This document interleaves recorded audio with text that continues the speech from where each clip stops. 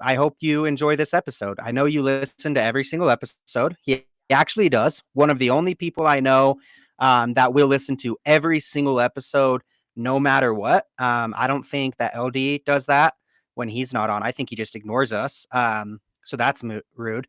But this is the first time we are streaming live to YouTube. This episode is presented by ABC4. Thank you so much for being our presenting sponsor. Look at that. We can even put these nice little graphics up there. We've got the whole thing figured out, I guess. We're pretty much professionals. So we'll see how that goes. If you're listening to us on Spotify, Apple, any of that, thank you so much for, of course, listening to us. As always, going forward, we will start going live on YouTube. We'll put schedules out, everything like that. This is kind of a test run. So if you want to watch us make idiots of ourselves, you can. I think that's a good time. But we're joined here by none other than Maddie. How are you doing today? I am so happy that we've gone 1 minute and 20 seconds and I haven't done anything inappropriate on camera yet. Woo! That's good. No like hand motions that would be inappropriate. I'm happy about that. Good for you. And then we, of course, have the beautiful, lovely man in his Royal Riot jersey. Kind of a fuzzy camera going on. Maybe a bad Wi-Fi connection. Who knows what's going on over there? But LD, the owner of Cabex, how are you doing today? Maddie's flashing a jar of Cabex on the screen. I love that. Thank you, Maddie. I'm good. So it has an airless pump bottle. That's correct. Thanks, Maddie. I'm doing good. I am in a new room location where I usually record in the household. So I'm hoping that doesn't affect too much with how our proceedings go. If you feel like I'm disconnecting or whatever, hopefully that's not the case, but let me know. So I'm coming live from the TV room instead of my former podcast room, which is now my 3-year-old son's room. And where is that TV room located in, LD? Just in case we have any new listeners. The 305, Miami, Florida. Okay, very nice. I like that. Thank you to our one person in our live stream right now, Stockton. You can actually, I found out just barely, you can chat with us in the live stream while we're live. So if you want to like bully us, anything like that, go ahead. We take negative criticism well. So if you want to go in and just bully Maddie to death, I mean, I'll join you. I think it would be a fun time. So let's hop into a little bit of RSL. We've been off for about 2 weeks. We've taken a little break with the team. We are back. RSL's back this Saturday, the 13th, against rival Sporting Kansas City. This is a home match, very important. We'll go into that in just a moment. We were off last week. In the meantime, we have had several things happen. We'll touch on just kind of a little bit around the league since we've been off. So Leagues Cup, we had a winner. Seattle took down Miami in Seattle. So congratulations to them. Sorry to you, Maddie. We did have a little bit of a spitting incident that happened there, and it actually came out today that Suarez got. Oh, what are you going at, Maddie? Why are you sorry to me that Seattle beat Miami? Oh, I'm sorry, LD. Did I say Maddie? You did. I'm sorry, man. I'm happy. I'm happy for Seattle. I'm happy for Craig Weibel. I'm happy for Rusnak. Happy for Musovski. I'm happy for all of the RSL and Freddie Juarez, who got in a fight after the game. I'm sure he didn't have that on his bingo card. Yeah, I mean, upset. How you feeling over there, LD? 3-game suspension for Luis Suarez announced today. That'll teach him. Why would I be upset? I'm an RSL fan. There you go. I like your answer. All right, so nothing really. All right, we're not going into it this time. I refuse to let us. But last week, a couple games did go on in MLS, so I'm just going to go ahead and share my screen here, kind of go over what's been going on in MLS since we have been off. Bear with me. This is the first time, so we'll have to see how this goes. All right, I hope everyone can see my screen okay, but here we go. So Saturday, August 30th, this was RSL's first game off. Really around the league, Dominic did play against Philadelphia. I didn't watch this game. Maddie, LD, did either of you have a chance to watch this game? Did not watch. Not at all. Yeah, Dominic got a yellow card. I don't know how he played other than that, but he was playing a right wing-back role on that one. Cincinnati loses to Philadelphia, so I was just keeping an eye out on Dominic. matches that kind of mattered to us. Austin beat San Jose 3-1. Minnesota and Portland tied. Portland's kind of close to us in the standings, so I've been hesitantly keeping an eye on them.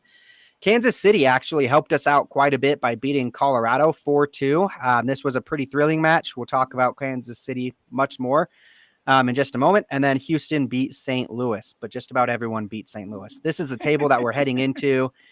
Going into this week's matchup, RSL is sitting at 11th place. They actually did drop a tiny bit during their time off. However, Houston is now 2 games ahead, and so is San Jose. So RSL has 2 games. One of those games is Seattle. One of those games is LAFC. Keep that in mind. Not very easy winnable games there that we have.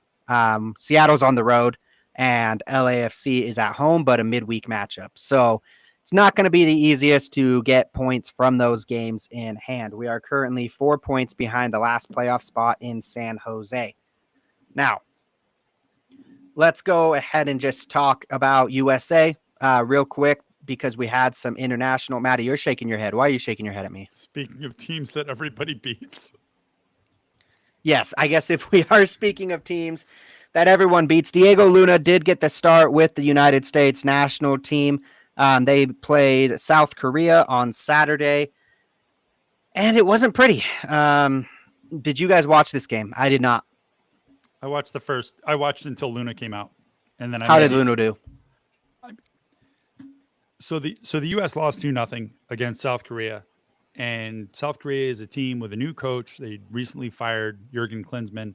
They've got a couple of guys scattered through the Prem and the Bundesliga.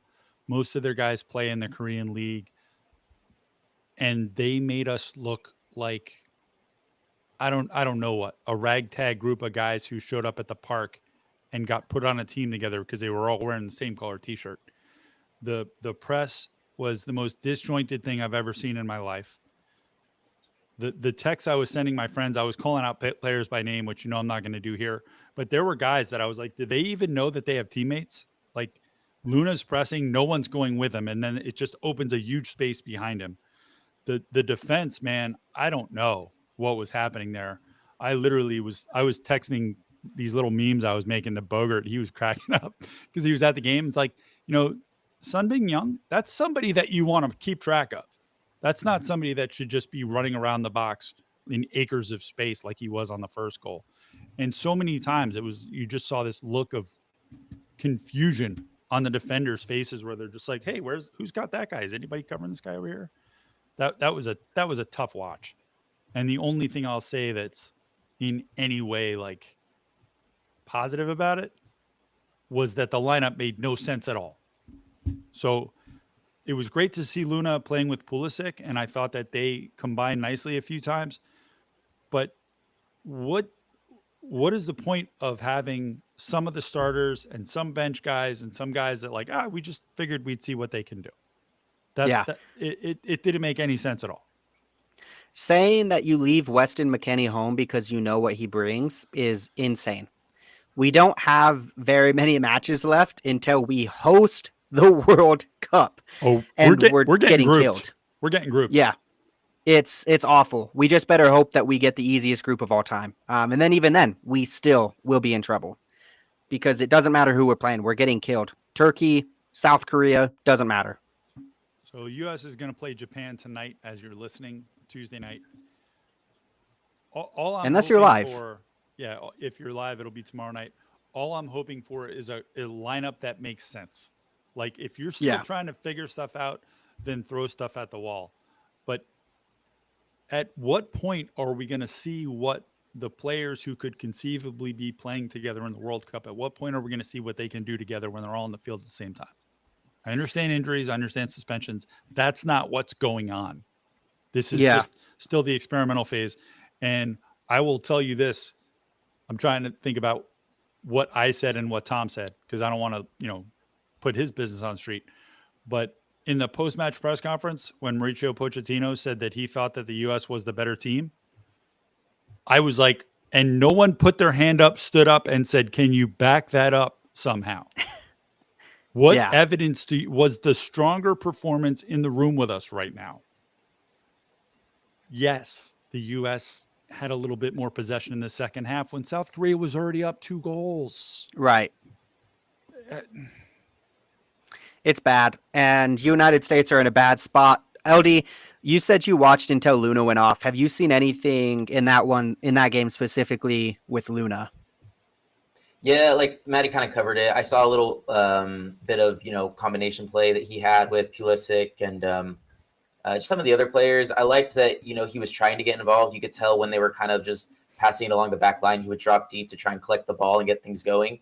There just wasn't much set up for him to be very successful in that game, especially with how powerful just Korea was against us in that transition. And they're just quick, man. They were a lot quicker than I remember them playing as a team. But I just, again, a few combination plays here and there. I don't think there was anything that happened where you could really be down on Diego. And then outside of the few little flashy things that he did, not a whole lot to really put into his performance, to be honest. I think there's more, I guess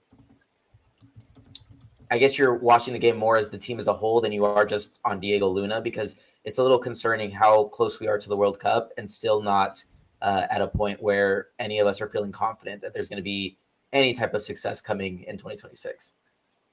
Yeah, I mean, to that point, the World Cup is June 12th. That's the first day or first game for our United States. We're getting close. Right now, they have 5 friendlies still scheduled. You can assume they'll have a couple more as send-off games. But you've got your next 5 are the last 5 before we get the drawing. And then we're going to have the drawing in December. And you just better hope that our group it doesn't have anybody that good. You better hope that our A team that we get paired up with is the bottom of the barrel A team. And the other thing, and then I'll leave it alone. I promise I'll move on for the duration of this podcast. I'll stop ranting about this. But the U.S. didn't have any idea what they wanted to do. So they were bunkered deep because South Korea was pressing them. I don't think it was a tactical choice. I think it was because they were being overrun. But when they would break out and get forward, instead of continuing on the break, somebody would put their foot on the ball and look around. And then they couldn't create anything. Everyone loved that 2002 World Cup team where it was oh, Bruce Arenas is a genius.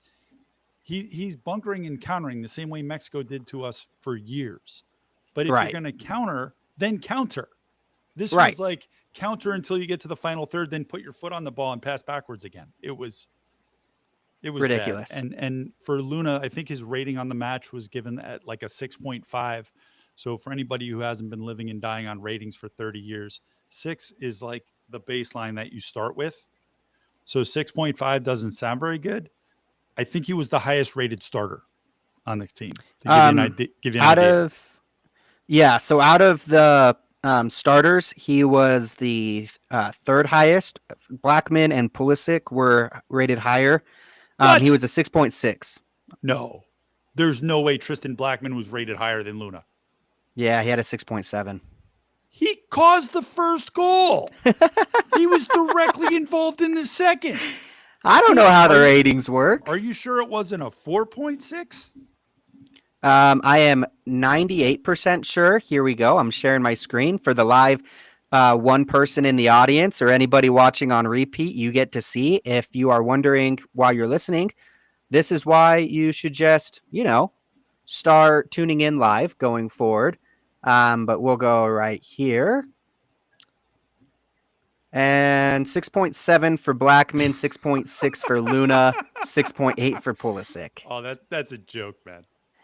Yeah, wasn't great. I mean, as you can see here, not a single United States player got to the 7.0 range. So other than Balogun, who came in as a substitute in the 62nd minute. So and looks just great. Didn't look good. Right up until he missed a wide open goal. Right. So unfortunately, just not great for the United States right now. Again, they do play Japan tomorrow, or excuse me, today, September 9th at about 5:30. It says 5:37. It's a very specific kickoff time. I'm going to go 5:30 Mountain Time. That should make you there in time for that matchup. Hopefully, we see a better lineup. I mean, if we're going to see Diego Luna out there, I'm not going to be one that gets too in depth on is Diego Luna a starter on this World Cup team? What I do believe 100% is he has a spot to go to the World Cup.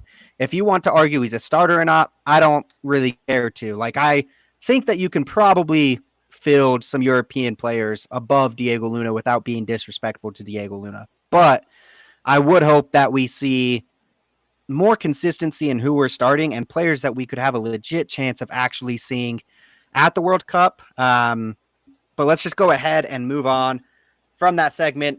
We're going to try to keep this as a semi-short episode. We're going to try to keep it and wrap up here in the next 25 minutes here. So LD isn't going to bed too late because we care about our dear Miami friend. So let's go ahead. We'll get to RSL versus Kansas City. So this weekend is a big matchup for Real Salt Lake. It is a home matchup with Kansas City. The second matchup of the year. I can't remember. Did RSL beat Kansas earlier this season? 1-1 draw. 1-1 draw. I am having trouble remembering that game at all, Maddie. Do you remember what happened there? Yeah, Johnny Russell scored right as the first half came to an end, and the camera caught him having a little interaction with one of the fans in the Cauldron. That turned into a whole funny story. And then Eric Tommy scored, I want to say in like the 57th minute, and it was just kind of a blah game, honestly. Okay. That actually puts it perfectly for me because now I remember that one pretty well. So Kansas City's kind of warm right now. I wouldn't call them hot, but I would say that they are semi-warm. They did have a good matchup against Colorado, of course. And then I'm going to go ahead and share my screen here for anybody in the stream. And I'm trying to figure this out so I can go faster in the future. It's a work in progress. So Kansas City, they're actually not warm. Never mind. I don't know why I said that. They have one win out of the last couple. They did lose yesterday, or I guess on Sunday, to Austin, a 2-1 loss. Joveljic had a penalty. He's been fantastic for Kansas City, but they did end up dropping those points on the road in Austin. Kansas City is currently sitting at 13th place with 27 points. They're not completely out of the playoff spot yet. They are 8 points behind San Jose, so they're getting very close to that danger zone.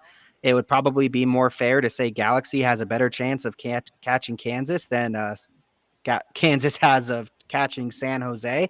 So they're in a pretty dire spot. Outside of just that most previous game, like I mentioned, they did beat Colorado 4-2.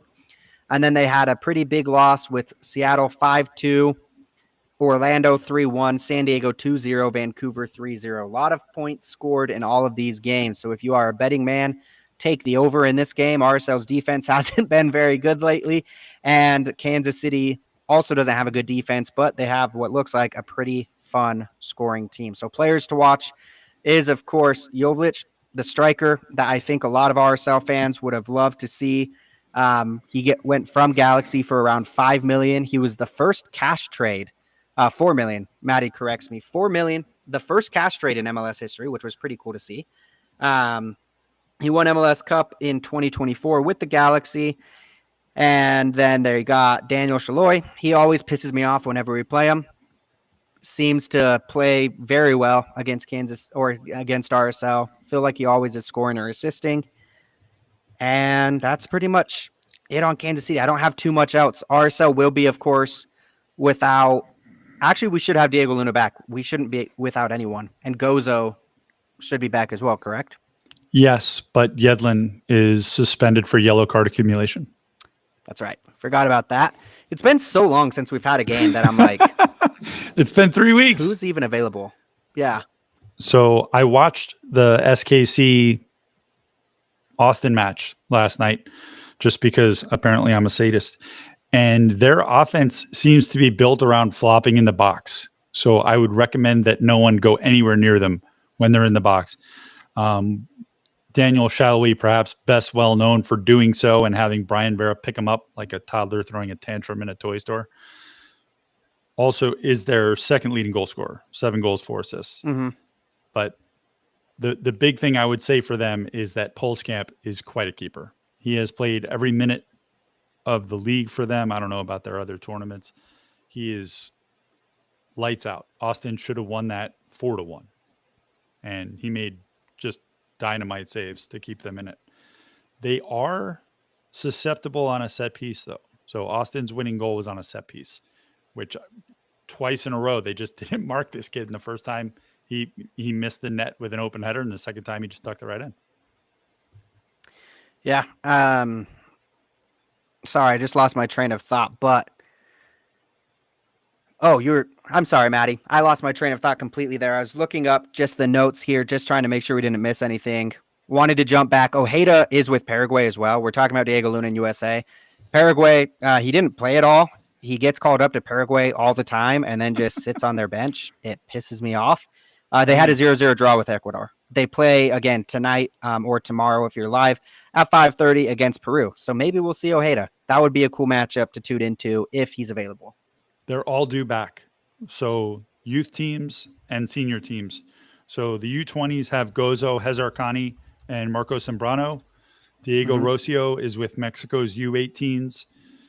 Giovia and Luca Moisa are with the US U17s, who got trucked today. I think the final score was 8-2 against the Netherlands. Kobe Henry is with Trinidad and Tobago. He is with their senior team. He did go 90 in their first match. And Ojeda with Paraguay. They're all going to come back to Salt Lake on Wednesday. So anyone who's RSL in that list I just gave you will be available on Saturday. Anybody on that list I just gave you who's Monarchs will be available on Sunday. Okay, perfect. Let's get into RSL versus Kansas City now that we know that the players will all be there, except for Yedlin, who will be, again, suspended. I do not believe anybody else is suspended. As far as I know, there's no major injuries that are pretty new. Everything is looking pretty good. Maddie, do you have any new injuries? Not a new injury. Pablo did say something in training, I guess it was last Tuesday, that Diogo Gonçalves missed that training session because he was supposed to be having a baby. So I don't know what came of that. I haven't heard anything after. And, Instagram is entirely too complicated for a simpleton like myself. So I'll just say that I'm sending my best wishes to he and his partner, and hopefully they're a new one. Yeah, well, absolutely. Well, I hope that they had everything go well. I mean, I would assume it would have been kind of put out there. I feel like teams oftentimes do that when players have welcome new family members. They give them a congratulations, but hopefully Diogo and his family were able to have a good time off, and we'll see if he's back on Saturday. I haven't heard anything to say that he won't be, so we'll just assume that he is for now. Let's go ahead and build the lineup that we believe is going to be there for this weekend. So we, of course, got Cabral, the wall back in goal. Who is going to be the right back? Do we think that it will just be back to Caliscan as normal outside of Yedlin? I'd go with Noel, yeah. Okay. Agreed. And then we've, of course, got Justin Glad and Brian Vera as normal. However, there's been some conversations just within the fans, myself included, saying that it might be time to try some other players out at these positions. Do we think we're just going predicted lineup? Is Pablo going to try anybody else out this weekend, or is he going to stick with Glad and Vera? I think Glad and Vera. Yeah, because you have to have some type of, I don't know if like consistency is the right word, but like you've been off for a few weeks, right? You need something that is familiar. You need something that, the team can kind of rely on, even though we feel like it has been shaky back there. This is one of those games where you need something that's familiar. Who's back there. What they're going to do. The way they're going to play the ball out. Where they're going to be to receive the ball, things like that.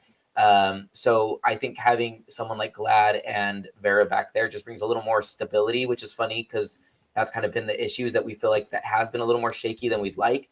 But I think coming off these last couple, whether it's 2 to 3 weeks that it's been, you need something like that that's just a little more familiar for the rest of the team to play off of.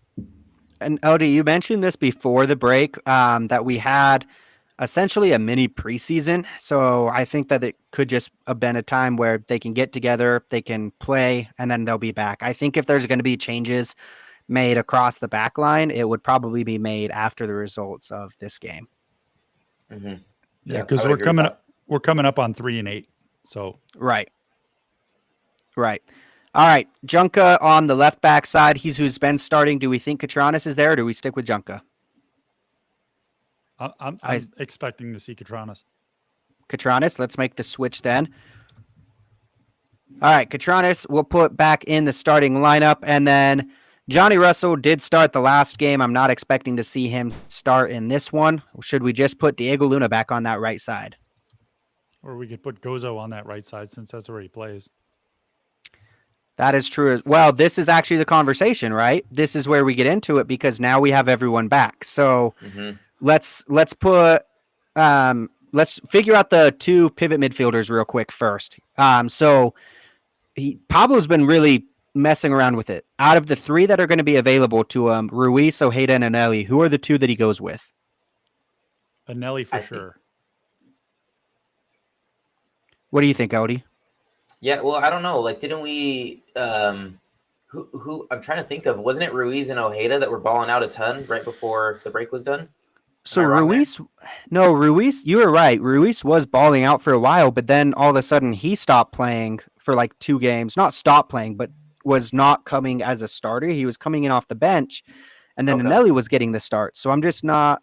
I think I would go Anelli as well for that first one, but I don't. It's flipping a coin for me whether Ruiz or Ojeda is going to play. I mean, like, I don't want to say Ojeda and Anelli are one and the same type of pivot midfielder, but when they're both in, they're basically doing essentially the same thing, right? The way they break lines is they dribble up the field. They're cleaning up all the right. They're cleaning up all the trash in that midfield, right? They're trying to sneak out any type of potential threats. That's pretty much both of them, in a vacuum. But Ruiz provides a whole different type of pivot in that midfield. And so I actually really like it when we have someone who's there to kind of break lines with dribbling, but also there to clean up stuff. Ruiz isn't always going to be that guy. He's gotten better at being a little bit more defensive minded in that role. But I just love the different kind of approach that he brings to being able to get our attack going and breaking lines. And I think having that variety is something that we need going into these next games because, as good as Anelli and Ojeda are together, is very predictable on what they're going to do, the type of player that they're going to be. Not that they can't still create magic and do something really good, but it's really hard to defend against one player who's really good at doing what Anelli and Ojeda do and one player who's doing really good at what Ruiz does. So when you have both of those talents on the same on the pitch at the same time, I think that's a little bit more threatening than having two in the same, even though it's still a fine option and it's something that can still be successful when it comes to us playing those games. Yeah, I like that as well. I would say Pablo Ruiz and Anelli is a good option for me. Ojeda coming off the bench, especially with him coming from Paraguay where he hasn't, I know he isn't going to be super tired from minutes out there with Paraguay, but he just hasn't been with the team. So I would assume that Ruiz and Anelli have had more time over the last 2 weeks to play together. Maddie, any objections to putting Ruiz with Anelli? No, I'm fine with it. I would remind everybody because RSL hasn't played since August 23rd. When I say 3 weeks, I didn't do the math on that, but I think by the time we play, it'll be 3 weeks. Ojeda is somehow on a 3-match goal scoring run where he scored 3 in his last 4 or 5. So Pablo talked about that after training and said it was where he's finding himself pressing into the box and the ball's just coming to him because of when he's getting there. So I'm fine with Anelli and Ruiz. I agree with what LD said. I like having one player who's one way and one player who's another. And having said that, the coaching staff seems to usually pair Anelli with Ojeda and Ruiz with Caliscan. So I like the way that you have the lineup, and I agree with what LD said. So I would leave it there. That's fine. I think my objection is going to be coming up in our next conversation. So maybe we could skip to those forward positions because I think we're all going to agree on that. Yes. Well, actually, I'm gonna put them all kind of together because I think that you could make an argument for Gozo being up top. If you didn't want to go with Cruz, I think Olatunji is my solid no, I'm not taking him off the pitch no matter what. But the other, I believe we have 5 guys that I would feel comfortable starting with in what I would consider our attack with Diogo, Olatunji, Cruz, Gozo, and Diego Luna. So out of those 5, those are the 5, but there's only 4 spots, as you can see here with our lineup. Now, I think Olatunji has his absolutely solidified. So I think that we are I'm comfortable just leaving him there. Cruz, if anybody wants to make an argument for putting Gozo as the second 9 up there, I am actually open to that argument. I think that that's a fine argument to make because you do need to say, all right, out of these 5, there's going to be one guy left out, and it's going to be a pretty good player. It's going to be either a DP out of Cruz or Diogo. It's going to be, I mean, if you're going to put out Luna, then that's a USA National World Cup player that you're putting out, or you're putting out Gozo, who has started the majority of the games this season, and you are very confident on his development. So there's a pretty big argument for why all of those guys should play, but unfortunately, with just the way that the lineup has to work, one of those guys will have to sit if you are putting Olatunji and Sharpie, which at this point I think you do need to do. So the first one I'd like to talk about is Diogo. I actually would make an argument that he's one of the next ones that are like not in Sharpie, but in a pencil that's kind of hard to erase at this point on the left-hand side. I just feel like he's someone who's there where Pablo trusts him, and he's also not been moved around positions too much. Like he's really just kind of stayed on that left-hand side lining up, and neither Luna or Gozo have really gone over there too much. So I think that Diogo is who I would say is going to stay over there in the left midfield spot. Any objections to that? Do we think Diogo will be the one left off? I do think that Diogo will be the one left off. Oh, wow. Okay. I was gonna say, I think if it came from a fan base perspective, I think a lot of people would like to see Diogo on the bench, have Luna go on the left and Gozo on the right. But I think from a coaching perspective, I don't think that's how they feel. I guess, are we going through each one of these guys' positions and saying if we think they're going to be there or not still? Or is this and that's I feel like this conversation kind of like they're all going to be involved in this conversation together when we talk about their positioning, because in my opinion here, I feel like you keep Diogo on, you keep Luna on. Honestly, you keep it how it's set up right there on the screen with Diogo, Luna, with Olatunji, and with Cruz. And I actually think you're playing SKC at home, right? Altitude, all that kicks in, obviously. How crazy would it be having a worn-out KC and then throwing Gozo onto the field as that second 9 and just having him absolutely like make them lose their cleats from how much he's just going at the goal. You know what I mean? So that's kind of my thinking in it. Also, you have to take into consideration as a coach, there's a lot of pride and I don't want to say egos because we don't have egos on the team, but you do have to manage like how these players, react to decisions. And Gozo might be an easier person to end up being like, hey, you've been awesome. You've been killing it. You're going to be our like stud off the bench and you're going to absolutely light it up while these guys go in and put in the hard work for you. And then you just go on there and do your thing. You know what I mean? And that's kind of my thought process when it comes to how you could go in this game with being able to still utilize all the awesome attacking resources we have now. And doing it in a way that I think everyone will be okay with. But again, I think the fans would be like, Diogo, go to the bench, just put Gozo on to start. But I don't think that's how the coaching staff sees it. Well, Odie, I think you bring up a great point of the fan perspective versus the coaching perspective. And I also think there's like the future perspective. We know what Gozo has and what he's going to be bringing.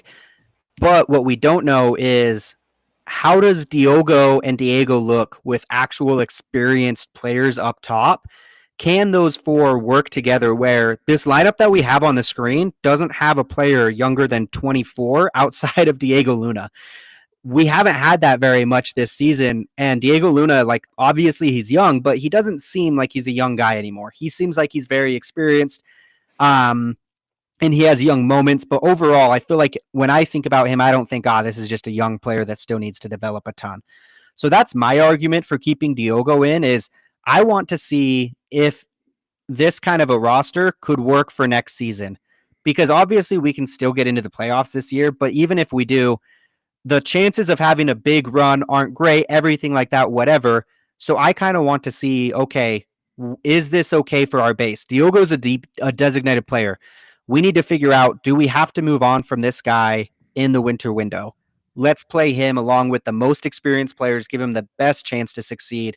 And with Gozo, I'm more thinking, okay, we still have a bit more time with you, and we don't have to make an ultimate decision based off of these next couple games, where with Diogo and especially Cruz, those two, you might have to make a decision in the winter. Maddie, what are your thoughts? I guess my only thing is, and this is not, I'm not saying that I would have Diogo on the bench because I don't like him or because I don't like what he brings, Right. because that's not the case. I just think he's very similar from what I've seen so far in very limited minutes to Juan Cruz. Okay, that's a good point. Having them both on the field at the same time. Now you've got two guys who are kind of floating around from here and there looking for the ball or looking for spaces that they can get into and capitalize on. I love what you said about giving Diogo the chance to spray those passes to Cruz and Olatunji. But I also have always loved, and I think we always go back to our childhood loves, right? I've always loved the speed demon on one wing or the other. And Gozo's the fastest guy that I've seen personally. I don't know what they clock when they're, racing with those sensors on their bras, but I mean, he is someone that would make me think a lot as an outside back where I was at all times. Like he can pin SKC back at this point, just with respect, especially now that the referees are finally starting to call it when he gets hit. And he did score a heck of a nice goal against Morocco, by the way. Well, very nice. Thank you for actually doing that. We didn't talk too much about the U20s where Zambrano also scored. Right. But no, I think you're absolutely right where you do need to think about different types of play styles. Gozo being a speed demon, that's great to have on the wing. When you look at this lineup, so just for those who are not watching, we have Olatunji, Cruz, Diogo, and Diego as our four main attackers. Olatunji is obviously very fast, but on the wing, you don't have a ton of speed. And with Ruiz and Anelli as well, this is really a team that is going to be a pass-heavy team. They're going to try to work it around, and it might not be a team that gets in behind as easily, where with Gozo, you might have a team where he can push back the back line a little bit more. So that's also a great point to think of. But I think I'm good sticking with this lineup. We'll have to see what Pablo does. This is the first time he'll have to make a decision with everyone available. And then we'll have to see what he does in the next week with Caliscan when we have everyone available, including Yetland as well. So let's go ahead and just talk really predictions for RSL and Sporting Kansas City. So again, that's this Saturday at 7:30 Mountain Standard Time. As always, Maddie, what is your prediction for this matchup? 3-1 RSL victory. 3-1 RSL victory. Who's your goal scorers? Olatunji, Luna, and Gozo. Perfect. And then, LD, what's your prediction on this one? I'm going to go ahead and say 2-0. We get the clean sheet because Cabral's going to play out of his mind. We're going to get Rowan Cruz's first goal. Nice. And then I also think that Diego Luna is going to be coming back after being with the U.S. men's national team and be like, dang, this ain't the Koreans. He's going to score a goal. I like that. There are no Koreans on the Kansas City back line. We might have to play some South Koreans going forward. Not one on the back line, but there will be one coming to. I don't know if you guys have heard of him. He's kind of a popular player. I don't think that the prices for tickets are going up at all. I think they are. I just want to say, for the marketing perspective, is anyone going to take advantage of Moon versus Sun? Moon versus the Sun? I think we have to. I think we should have kept that to our. Yeah. Do we have to have Ewan start making graphics for that? Actually, probably we should. I think we should patent it first. That's a good idea. Patented. That is now ours. I believe there's some kind of copyright where it's just like your brain, and then we put it out into the world. Plus, we're live, so on video, we absolutely are there. Boom, we have it. No, tickets for this game have gone up a decent amount. They're actually not as bad as I thought when I go to the SeatGeek, so not as bad as I thought they would be. But I think that. What are your guys' thoughts? I mean, sorry, I'll go with mine real quick. I think RSL 2-1 Kansas City. I think we get the win. So I'm going to go Diego Luna, and Ruiz has been trying to get some bangers. I'm going to say Ruiz gets one. He's been taking his shot, and I think it's going to be like a low, just kind of driving to the post, one that's kind of not seen too well until it's too late for Pulskamp. I'm going to go him.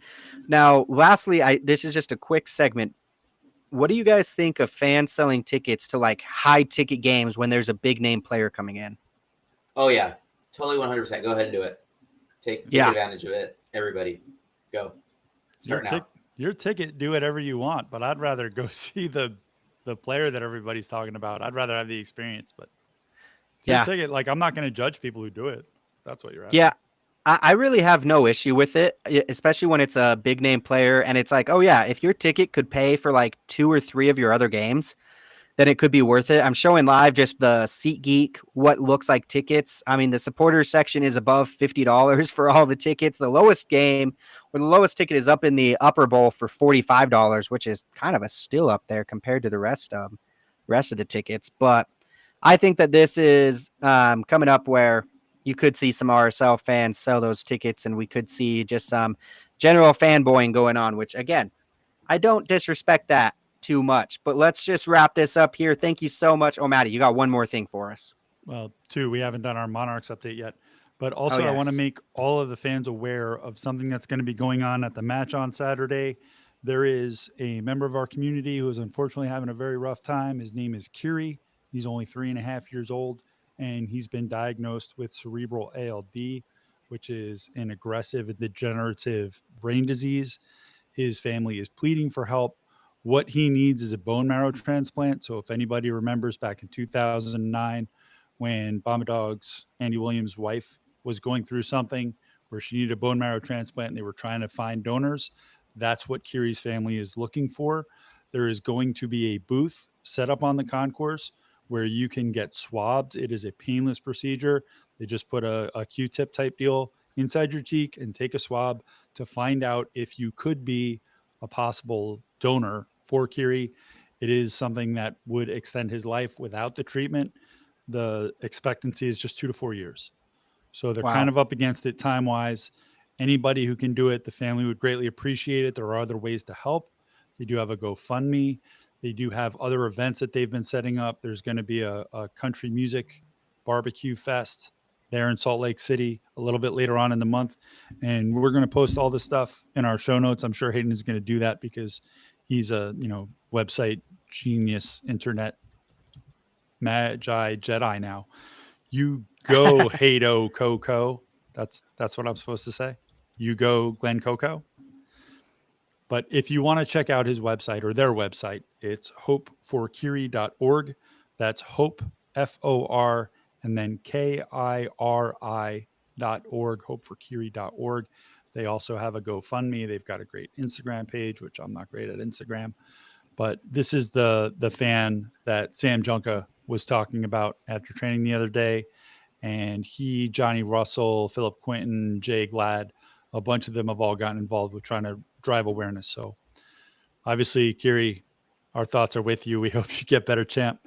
And anybody who doesn't mind stopping by that tent. And if, like me and like LD, you're not there in Utah, on their website, there are ways that you can have a kit sent to you. Something that I would do. Unfortunately, I have aged out. I'm so old. I'm not appropriate for donation. But it is something that Chris Seitz did. If anybody remembers Chris Seitz, who played for RSL, he got tested to see if he could help Andy's wife, and ended up he went into the registry because he's a great guy, and he ended up helping a complete stranger, as I recall. So it is something that we can do to make other people on this planet's lives a little more pleasant, and I think it's something that we should do if we can. Yes. Thank you so much, Maddie. Again, that's hopeforkiri.org. They also have a link tree where you can go and see essentially all the different sites that they have. They have quite a couple. We're going to have that in the show notes, and we'll also have it posted with tomorrow's episode. So thank you again for everyone that listens to this episode. We really wouldn't be here going on 4 years strong of the podcast without our listeners. So thank you for taking the time to listen, and thank you for taking the time to leave your comments with us. We always appreciate it. Thank you so much. Make sure to tune in to RSL. Maddie, go ahead one more time. You keep interrupting me, man. Well, I can't let you close without talking about the Monarchs. Okay, fine. We're the only podcast that covers the Monarchs. Give me 1 minute. The Monarchs unfortunately lost 2-1 recently when they played Iko Para's SKC2. That was SKC2's first win of the season, so not great. They scored on a deflected goal as time expired. It should have been a 1-1 draw. You'll never guess who scored, Hayden. It was RSL's first-round draft pick, Lineker Rodriguez, who finally got his visa and was able to play, scored a very sweet goal to make it 1-1. Monarchs are back in action Sunday night, September 14th, 7:30 p.m. Mountain Time kickoff. They are going to be out in Harriman at Zions Bank Stadium hosting Ventura County. Please go and support our boys. Perfect. All right. Well, Maddie, thank you so much. Eldie, anything from you before we wrap up this episode? Thank you to all the listeners for supporting us. Keep listening to Wow. our podcast. And go get yourself some Cabex. I'm surprised you weren't rude to me about the Lions. I thought you were going to just come on and be a jerk. Oh, well, why would I give you a hard time when, like, it's already a depressing team to have to support because they tricked you into thinking they were good for a year and a half? Hey, let go of my boys. Jared Goff. Jared Goff. Are we talking about the Lions or are we talking about Inter Miami? We're talking about teams that don't win anything, right? Hey, back off. I don't like that. Maddie, we got to listen. I would accept that trash talk, but the team that we're covering right now isn't even fighting for trophies at the moment. So before we can talk smack on teams that fight for trophies, let's chill out a little bit.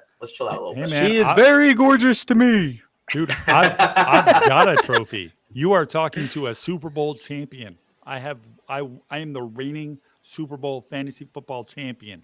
Let's go. I should have had you draft my team for me. And I don't know how to set a lineup, so. That was just about what I was going to say. I was like, I don't even know how he entered the draft. He probably didn't. It autoed. Yeah, 1,000% he's nodding his head. Yeah. This will shock you. I was at a soccer game when they were drafting.